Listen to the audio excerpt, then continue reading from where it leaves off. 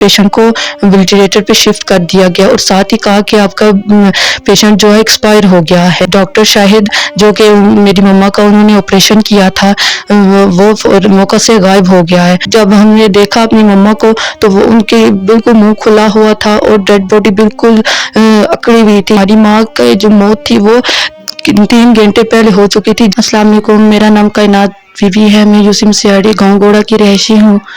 میں 15 دسمبر کو اپنی مما کو فاروق ہاسپٹل میں لے کر کے وہاں ان کو ایڈمٹ کیا گیا اور وہاں ان کے تمام ٹیسٹ ہوئے۔ میری مما کو سوائے پتے کی اور کوئی بیماری نہیں تھی۔ انہیں ایڈمٹ کر لیا گیا اور کہا گیا کہ آپ کو 16 دسمبر کو آپ کا آپریشن ہے، جبکہ میری مما 15 دسمبر کو رات کو بے ہوش ہو گئی ہیں اور بی پی شوٹ کر گیا ہے۔ اگلے 16 دسمبر کو ان کا 9 بجے آپریشن تھا اور ڈاکٹر ان کو 9 بجے اندر لے گئے، جبکہ ڈاکٹر کا کام تھا کہ رات کو پیشنٹ کا بی پی شوٹ کر گیا ہے تو آپریشن کرنا ضروری نہیں تھا، پر پیشنٹ کو نارمل کرنا لازمی تھا، جبکہ انہوں نے میری مما کو آپریشن سٹارٹ کر دیا اور 9 بجے ان کو اندر لے کے کافی دیر گزرنے کے بعد، بہت انتظار کرنے کے بعد جب ہم نے شور شرابہ کیا، ہمیں کوئی بھی کچھ بھی معلوم نہیں تھا، بار بار پوچھنے کے باوجود بھی ہمیں کوئی بھی ڈاکٹر کچھ بتا ہی نہیں رہا تھا۔ بہت شور شرابہ کیا ہم نے تو تب ڈاکٹر نے ہمیں بتایا کہ آپ کے پیشنٹ کا آپریشن کامیاب ہو گیا ہے اور ہارٹ اٹیک ہوا، جبکہ میری مما کو اور کوئی بیماری تھی ہی نہیں، نہ کبھی ہارٹ کا کوئی مسئلہ ہوا تھا۔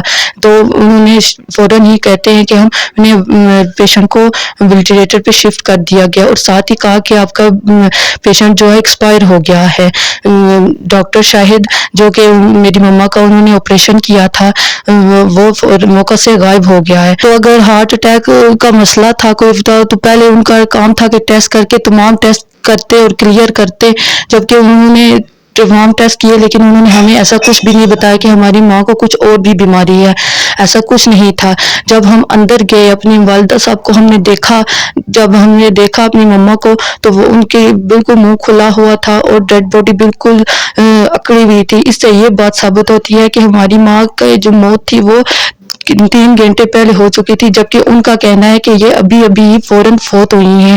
اور ڈاکٹر شاہد جو کہ موقع سے فرار ہو گیا، انہوں نے تو ہمیں سیمپل تک نہیں دیا، جو اگر انہوں نے آپریشن کیا ہوتا تو ہمیں سیمپل تو دکھاتے نا کہ یہ ہم نے آپ کے پیشنٹ کا آپریشن کیا، لیکن ایسا کچھ نہیں تھا۔